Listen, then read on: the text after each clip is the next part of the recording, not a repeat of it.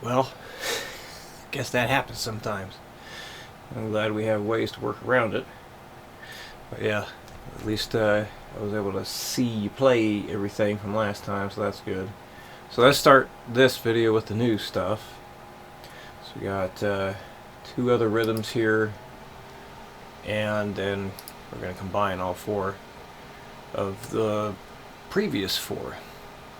So I'm having to do a lot of string changing stuff because I think if it was more like linear type stuff, just kind of going up and down scales, I don't think it'd be challenging enough. So here we go. 60 beats a minute, number one. 1, 2, 3, 4.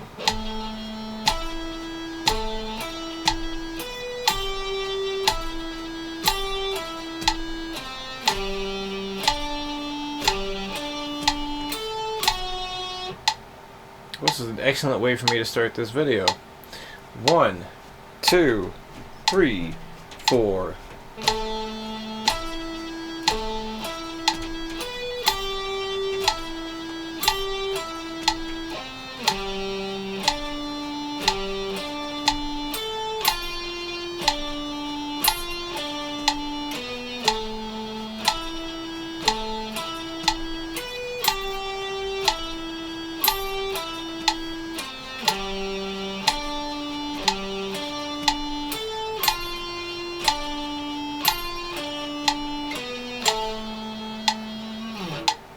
$100 and 1, 2, 3, 4.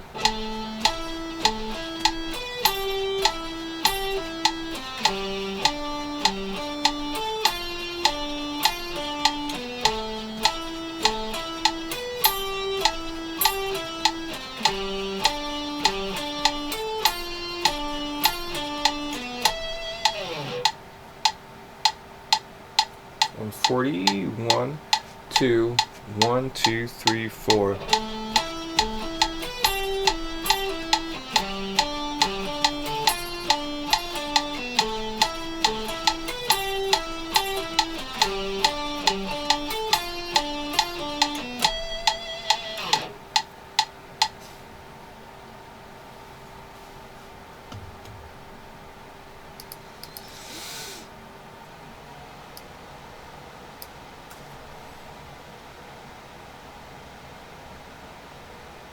$60 for number 2. 1, 2, 3, 4.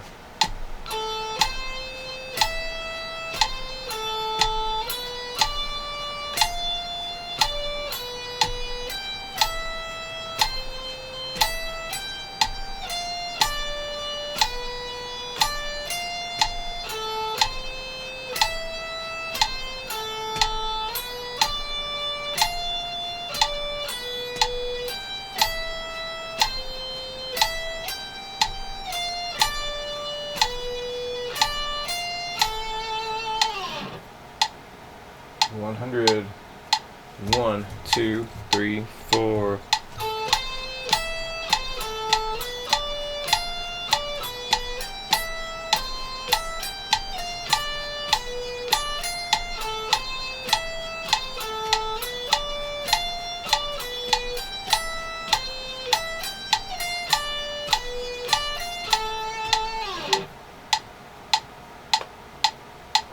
$140, 1, 2, 1, 2, 3, 4.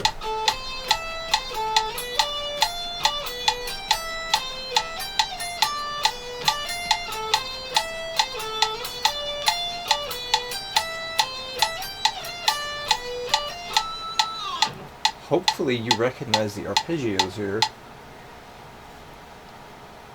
and perhaps here as well. Alright, every bar is different. 60, 1, 2, 3, 4.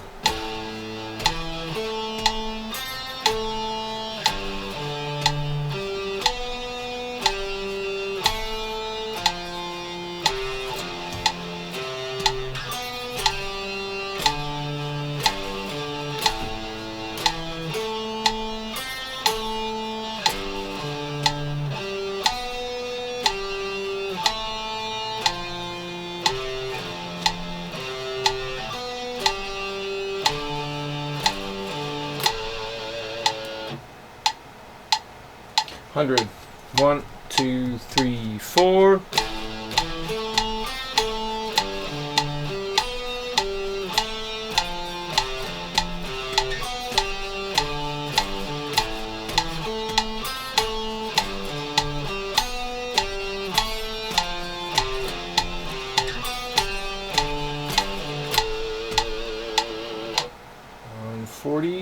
One, two, 1, 2, 3, 4.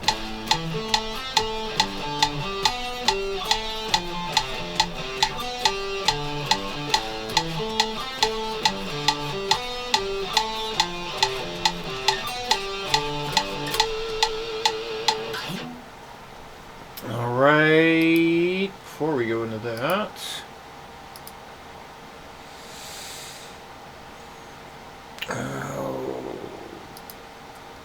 That'll work.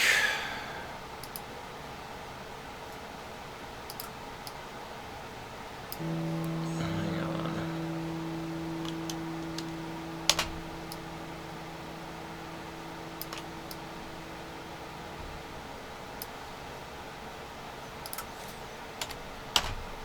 Okay. Let's see. The first one I wanted to look at was here.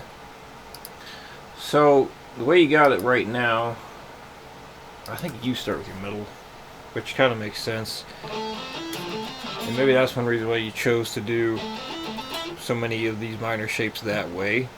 The way I'm looking at this, if you play the A minor this way, your hand's staying in the same spot. Like here, you'd have a very minor shift, very minimal movement. However, if you do it this way,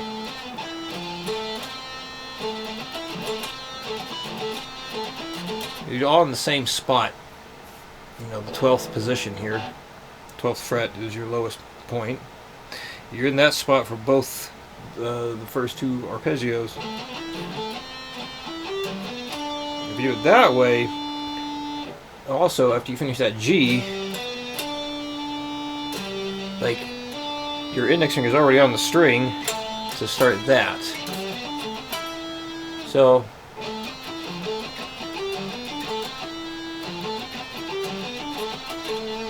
try doing it that way too. So here's the way I want you to try it.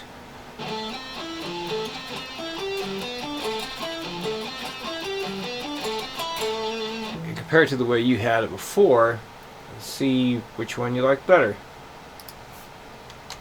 Just seeing the red's gonna drive me nuts. Let's see. So you always do the same thing here. Let me see.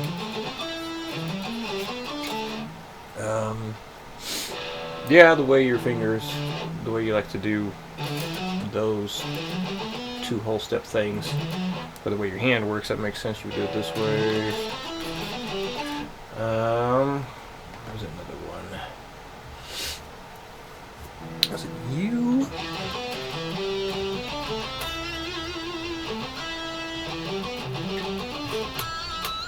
Yeah, I'd like you to try.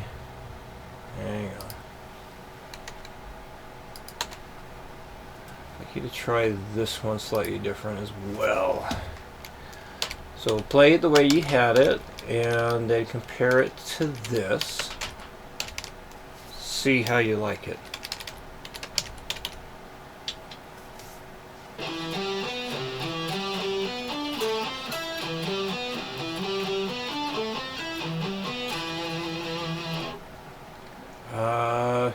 It's interesting because you, well, it's very interesting because you have the A minor written out the way I would start it here, but not over here.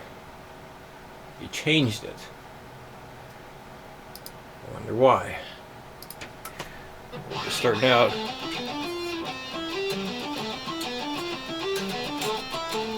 We definitely do it both the same way. Whoops. Didn't do that. And the last one here, let me see. Yeah, definitely interesting how, interesting to me, you went this route instead of this route. Maybe because, oh, Maybe I just felt easier to go in from the E minor to the F that way.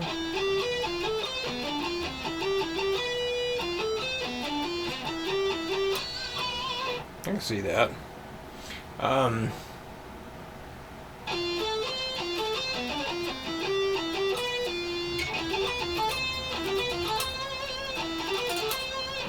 Get it that way. Started off with the third interval moved up, just so you can see what I'm thinking. Starting here, you're again all in that same spot. So your lowest fret for all four of these arpeggios is going to be the 14th fret. So if you do it this way, well, no, the lowest fret was for the F, the 15. So it's not a huge movement, which is totally fine. But you have even less movement if you do it this way, because you're always in that same position. Whoop. Good Lord.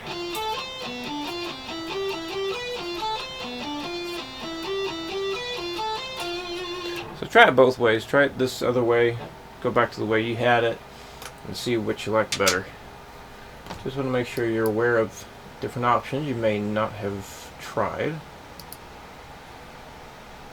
Okay, this I'll be sending you. Let me see. Bring this up.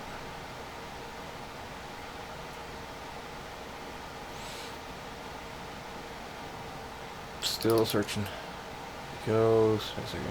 Okay.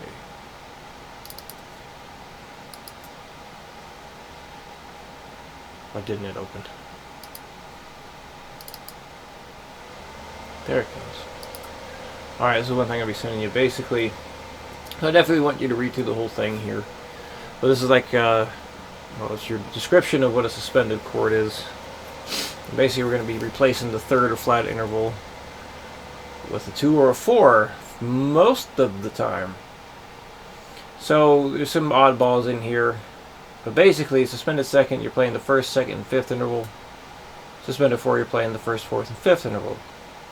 Now when you're using all the notes in key, not every chord can be turned into a suspended second or suspended 4. I find it's much easier to remember which ones are the unique ones, since there's so few. But, you know, the Phrygian mode has a flat second, which is the third mode found when you're going up in the major scale. So because of that, the E minor chord can't be changed into a suspended second. It wouldn't be in the key. An E sus2 would be E, F sharp, and B. Well, we need E, F, and B. So you'd have a 1 minor second or flat second and then a 5. So that's why I'm calling it a suspended flat second. These are going to be hard to find a lot online. I've seen them. This is how I learned out of the books and whatnot my teacher gave me.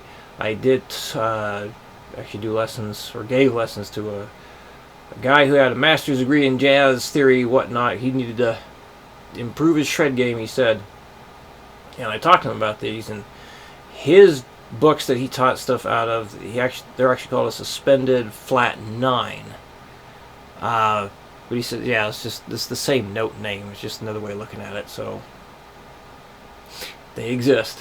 Anyway, so suspended flat second, flat 5 would be in the 7th position. So remember, the diminished chord is always in the 7th position, and that's usually it's a pretty dead giveaway that the 7th chord in key, in a major key anyway, it can't be changed into a sus2 or sus4 because a sus2 has a perfect 5th. sus4 has a perfect 5th. So your Locrian mode has, remember, everything's flat except the 4. So definitely you got a flat second and a flat 5 here. And then suspended 4 flat 5 happens in the 7th position. In the 4th position, that's your Lydian mode. Lydian's got a sharp 4. So definitely can't have a suspended 4 there. You got a suspended sharp 4. So I don't expect you to remember all this right now. As far as, well, you get to memorize it through work. So that's going to be tying into what I want you to do theory work wise. Use this sheet. to double check all your stuff. Because I want you to do, or what I want you to do besides figuring out the chords, is putting in the correct name. Now, Guitar Pro doesn't always hit the right name or the way that we're going to be going about it. It'll give you like oddball alternatives for some of these things. But I want you to put them in the way that we're going to be going over it. So what I got set up here, let's change that date.